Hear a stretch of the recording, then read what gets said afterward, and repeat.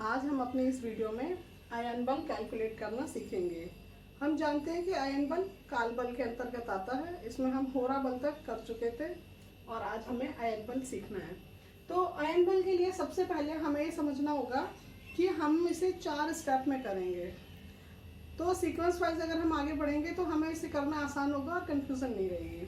तो सबसे पहले हम ये समझेंगे कि हमें पहला स्टेप क्या करना है। सबसे पहला स्टेप होगा हमारा कि जिस प्लैनेट के लिए भी हम आयन बल निकाल रहे हैं उस प्लैनेट के भोगांश को हमें साइन भोगांश में चेंज करना है, क्योंकि जो भी भोगांश हमें कुंडली में दिए जाते हैं वो निरायन भोगांश होते हैं। तो सबसे पहले हो गया हमारा साइन भोगांश।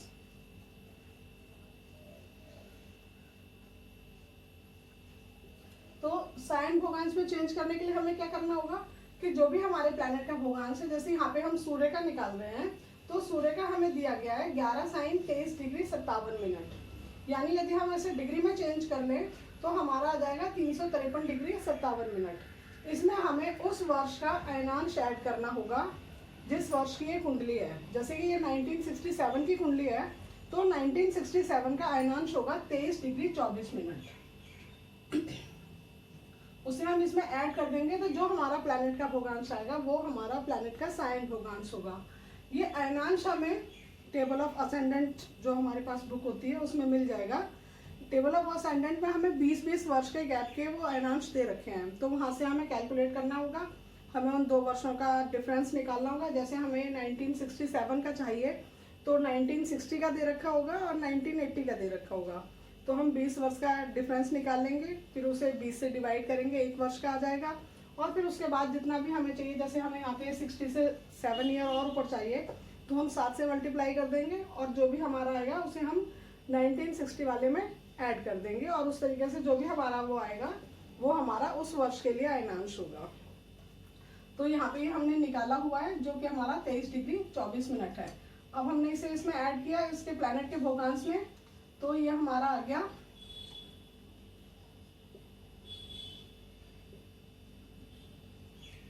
377 degree 21 minute. यानी अभी हम जानते हैं कि हमारा जो भचक्र है पूरा वो तो 360 डिग्री का है। पहले इसके लिए हमें भचक्र को समझना होगा। हमें जानते हैं कि हमारा पूरा भचक्र 360 डिग्री का होता है, जिसमें 0 डिग्री से लेके 180 डिग्री तक उत्तरायण होता है और 180 डिग्री से लेके 360 डिग्री तक दक्षिणायन होता है।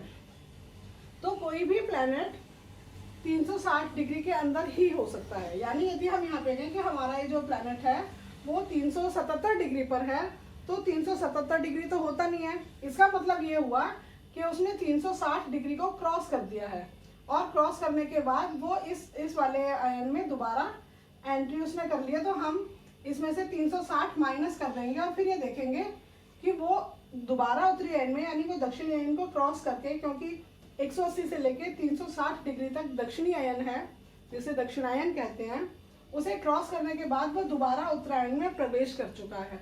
और उत्तरायण में वो कितने डिग्री आगे गया है ये देखने के लिए हमें उसमें से 360 को माइनस करना होगा।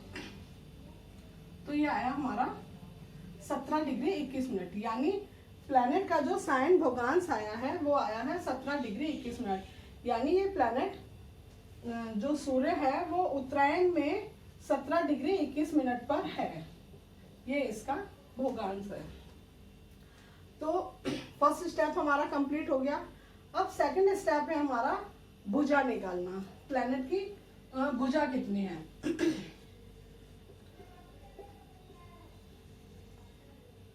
भुजा निकालने के लिए हमें इस भचक्र को ये समझना होगा कि जिस तरीके से हमने इस पूरे भचक्र को 2 हिस्सों में डिवाइड किया था और उन दोनों हिस्सों को हम आयन बोलते थे, इसी तरीके से एक आयन को हम 2 हिस्सों में डिवाइड करेंगे, उत्तरी आयन को भी 2 हिस्सों में डिवाइड करेंगे, वो उसकी 2 भुजाएं हो जाएंगी।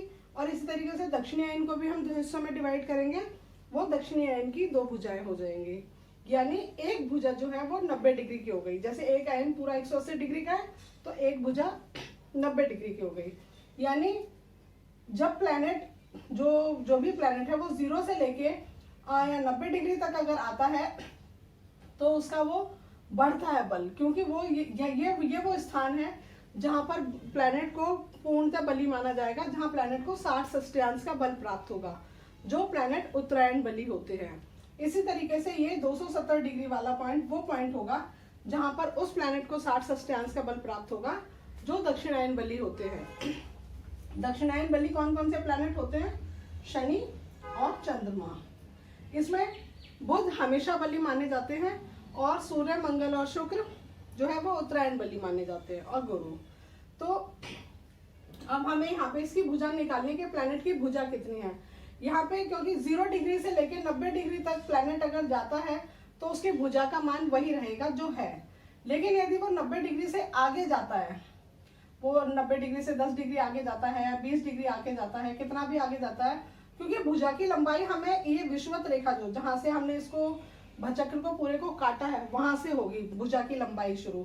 यानी अगर हम यहाँ से लेंगे तो ये भुजा की लंबाई होगी कि प्लैनेट यहाँ से कितना दूर है। अगर हम इधर वाली भुजा का मान लेंगे तो हम यहाँ से लेंगे 180 डिग्री से कि भुजा की लंबाई कितनी होगी। यानी प्लैनेट यदि इस पॉइंट से आगे गया है तो हमें 180 डिग्री में से उस प्लैनेट के भोगांश को माइनस करना होगा, क्योंकि हमें भुजा की लंबाई ये चाहिए। समझ गए? इसी तरीके से यदि प्लैनेट दक्षिणी आयन में चल रहा है तो वो यहाँ पे, क्योंकि जिस तरीके से ये 0 था तो दक्षिणी आयन के लिए ये पॉइंट भी 0 होगा। तो प्लैनेट इस पॉइंट से जितना आगे जाएगा उस प्लैनेट के भोगांश में से हमें 180 डिग्री को माइनस करना होगा, तो हमारी इस भुजा की लंबाई आएगी। और इसी तरीके से यदि प्लैनेट 270 डिग्री से आगे चला गया है तो हम उसे 360 में से माइनस करेंगे तो हमारा ये प्लैनेट की ये भुजा की लंबाई आएगी। यानी प्लैनेट क्या भोगांश कितना है उसके अनुसार हम उसकी भुजा की लंबाई चेक करेंगे। यानी एक बार और समझते हैं इसको। अगर वो 0 से 90 डिग्री के बीच जाता है तो उसने जितनी डिग्री भी वो आगे गया वही भुजा की लंबाई हो जाएगी। लेकिन यदि वो 90 डिग्री से आगे जाएगा तो जैसे वो यहाँ से 10 डिग्री आगे गया तो यानी वो हो गया 100 डिग्री, तो यानी हम उसे 180 डिग्री में से 100 को माइनस कर देंगे तो हमारे पास आएगा कि भुजा की लंबाई 80 डिग्री होगी। इसी तरीके से जब प्लैनेट इस 180 डिग्री से आगे जाएगा तो हम उसे 270 में से माइनस नहीं करेंगे, हम उस प्लैनेट के भोगांश में से 180 को माइनस कर देंगे, तो फिर हमारे पास ये भुजा की लंबाई आएगी। और इसी तरीके से यदि प्लैनेट 270 डिग्री से आगे गया तो हम 360 में से माइनस कर देंगे। लेकिन यहाँ पे हमारा जो ये प्लैनेट है सूर्य, वो 0 से लेके 17 डिग्री 21 मिनट तक आगे बढ़ा है, तो भुजा उसकी यही रहेगी, यही उसकी भुजा है। अब हमें इस भुजा का मान निकालना है कि इस भुजा की वैल्यू कितनी है। वो हमें क्रांति के अनुसार दे रखा है, क्योंकि यहाँ पे ये माना गया है कि जैसे यहाँ से लेके यहाँ तक ये क्रांति 24 डिग्री है। इस 24 डिग्री को उन्होंने 6 हिस्सों में डिवाइड कर दिया, 6 बराबर हिस्सों में। और क्योंकि ये माना है कि पृथ्वी एकदम गोल नहीं है, वो थोड़ी चपटी है, तो उसके हर हिस्से का मान अलग अलग दिया गया है और उसके हिसाब से हमें उसे कैलकुलेट करना होगा। जैसे यहाँ पे हमें ये बताया गया है कि 0 डिग्री से लेके 15 डिग्री तक वैल्यू अलग होगी, 15 डिग्री से 30 डिग्री तक, 30 डिग्री से 45 डिग्री तक, 45 से 60 डिग्री तक, 60 से 75 और 75 से 90। ये जो भी हमारी भुजा निकली है उसके अनुसार हम इसके अकॉर्डिंग, चाहे वो इस भुजा में हो प्लैनेट, चाहे इस भुजा में हो, चाहे इस भुजा में हो, चाहे इस भुजा में हो, किसी भी भुजा में होगा वो 90 डिग्री के अंदर ही आएगी भुजा, क्योंकि भुजा का मान 90 डिग्री है। तो इसके अकॉर्डिंग हम भुजा की वैल्यू लेंगे कि भुजा की वैल्यू कितनी है। तो हमें ये देखना होगा कि 0 से लेके 15 डिग्री तक की जो वैल्यू हमें बताई गई है वो 362 मिनट है। और इसी तरीके से 15 डिग्री से 30 मिनट की जो वैल्यू है वो बताई गई है 341 मिनट। कि जैसे हमने इसको एक भुजा को 6 हिस्सों में डिवाइड किया है तो हर एरिया का मान अलग अलग बताया गया है, क्योंकि ये कहा गया है कि पृथ्वी गोल नहीं है, थोड़ी चपटी है, तो जगह जगह में उसका जो मान है वो कम और ज्यादा हो गया है। तो यहाँ पे अगर हम ये देखेंगे कि 0 से लेके 15 डिग्री तक की वैल्यू 362 मिनट हुई, अगर 0 से लेके 30 डिग्री तक की वैल्यू होगी तो 703 मिनट होगी, 0 से 45 डिग्री की होगी तो 1002 मिनट होगी। तो इस तरीके से हमें ये पूरी वैल्यू दी गई है। और यहाँ पे हमें उन 15 डिग्री की वैल्यू दी गई है कि उस एरिया का कितना मान दिया गया है। यानी यहाँ 0 से 15 डिग्री तक 362 है और 15 डिग्री से 30 मिनट तक के बीच में हमें 341 मान दिया गया 15 डिग्री का, ये जो 15 डिग्री का डिफरेंस है। अब यहाँ पे जैसे हमने ये देखा कि हमारी जो प्लैनेट की भुजा थी वो 17 डिग्री 21 मिनट आई थी, तो यहाँ पे हमें 15 डिग्री की वैल्यू तो पूरी हमें दे रखी है कि 362 मिनट है। हमने लिख लिया कि 15 डिग्री की वैल्यू हो गई 362 मिनट, लेकिन हमें तो चाहिए 17 डिग्री 21 मिनट की। तो हमने इसमें से 15 डिग्री को माइनस कर दिया और हमारे पास जो वैल्यू थोड़ा और बची वो है 2 डिग्री 21 मिनट। यानी हमें 2 डिग्री 21 मिनट की वैल्यू और चाहिए। जब हम उसे इसमें ऐड करेंगे तो हमारे पास जो टोटल वैल्यू होगी वो 17 डिग्री 21 मिनट की आएगी। यानी ये जो हमें 2 डिग्री 21 मिनट का जो और मान चाहिए वो हमें 15 से 30 डिग्री वाली वैल्यू में से निकालना होगा।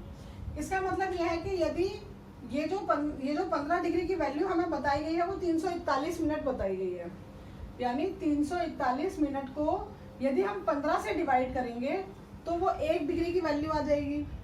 और उस 1 डिग्री की वैल्यू को यदि हम 2 डिग्री 21 मिनट से मल्टीप्लाई कर देंगे तो हमारे पास वो 2 डिग्री 21 मिनट की वैल्यू आ जाएगी। तो ये हमारा आएगा 50.24। यानी ये जो हमारे पास 2 डिग्री 21 मिनट की वैल्यू आई है, अगर इस वैल्यू को हम इस 15 डिग्री वाली वैल्यू में ऐड कर देंगे तो ये हमारे पास जो टोटल वैल्यू होगी ये आ जाएगी 17 डिग्री 21 मिनट की।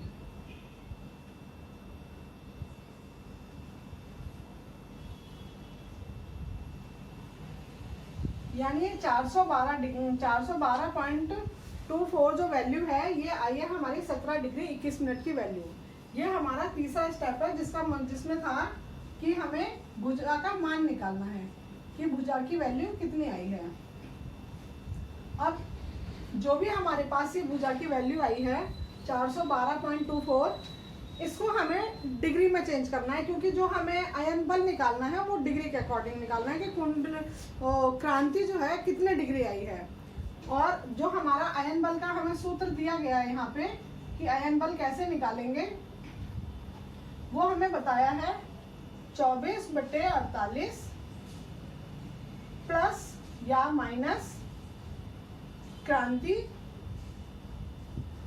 और मल्टीप्लाई 60। ये हमारा आयन बल के लिए सूत्र है। ये क्रांति हमारी वो होगी जो हमने ये भुजा से कैलकुलेट करके निकाली है। क्योंकि ये हमारे पास मिनट में है और यहाँ पे हमें क्रांति को डिग्री में लेना है, क्योंकि ये 24वीं डिग्री है और ये 48वीं डिग्री है। क्योंकि वो जो हमारा पूरा भचक्र है उसमें हमने ये एक जो आयन माना है, ये हमारी एक जो भुजा की क्रांति है वो 24 डिग्री है और इस तरीके से पूरा आयन जो है 48 डिग्री का होता है। तो उस तरीके से हमने ये लिया है यहाँ पे। तो यहाँ पे हम इसको कैसे लेंगे, ये 24/48 ये हमारा वही हो गया जो सूत्र है। उसके साथ यहाँ पे जो प्लस और माइनस का साइन दिया है, इसका मतलब है कि हमें जो क्रांति हमारी आई है, यानी ये हम इसको 412 को अगर हम 24 को डिवाइड करते हैं 60 से, तो हमारी क्रांति आएगी 6.87। ये हमारी क्रांति आई है। अब यहाँ पे हमें देखना है कि ये प्लस होगा या माइनस होगा। तो प्लस या माइनस हम उसके अकॉर्डिंग लेते हैं कि जिस भी प्लैनेट के लिए बल निकाला जा रहा है वो प्लैनेट उत्तरायण में बली होता है या दक्षिणायन में, पहली बात। दूसरी बात कि वो उत्तरायण में है या दक्षिणायन में, क्योंकि यदि अगर वो उत्तरायण में बली होता है और उत्तरायण में ही है तो हम इसे प्लस करेंगे, लेकिन उत्तरायण में बली होने वाला प्लैनेट यदि दक्षिणायन में होगा तो हम माइनस करेंगे, या दक्षिणायन में बली होने वाला प्लैनेट उत्तरायण में होगा तो हम उसे माइनस करेंगे। तो यहाँ पे हमने ये देखा था कि सूर्य उत्तरायण बली होते हैं और वो उत्तरायण में ही थे, क्योंकि 17 डिग्री 21 मिनट उनका भोगान वो उनकी भुजा आई थी और 90 डिग्री तक प्लैनेट उत्तरायण मतलब 180 डिग्री तक वो उत्तरायण में होता है, लेकिन 90 डिग्री तक वो उत्तरायण की पहली भुजा में है। तो अगर 0 से 180 डिग्री के बीच में प्लैनेट होगा तो वो उत्तरायण में माना जाएगा, और यहाँ सूर्य 17 डिग्री के हैं तो वो उत्तरायण में है। तो इसलिए यहाँ पे हम ये जो इसकी क्रांति है उसे हम प्लस करेंगे, यानी 6.87 को हम इसमें प्लस करेंगे और फिर उसे मल्टीप्लाई 60 करेंगे। तो जो भी हमारा आएगा वो हमारा आएगा, आप कैलकुलेटर से करेंगे, ये आएगा 38.58। ये हमारा सूर्य का आयन बल निकला है 38 डिग्री 8.58।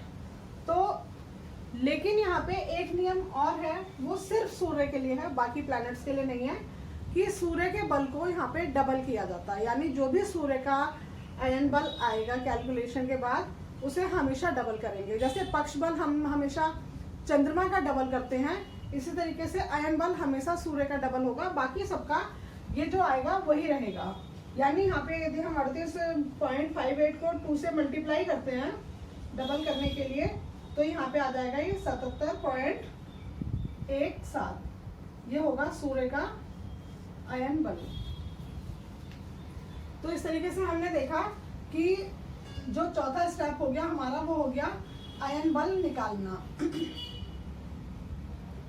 तो अगर हम इस तरीके से करेंगे, सबसे पहले हमने देखा कि प्लैनेट का जो भी भोगांश आया है उसे हमने साइन भोगांश में चेंज किया। उसके बाद हमने भुजा निकाली कि भुजा का मान कितना आया है, फिर हमने क्रांति के अकॉर्डिंग भुजा की वैल्यू निकाली, और फिर लास्ट में हमने आयन बल का ये सूत्र लगाकर वो प्लैनेट का बल कैलकुलेट किया।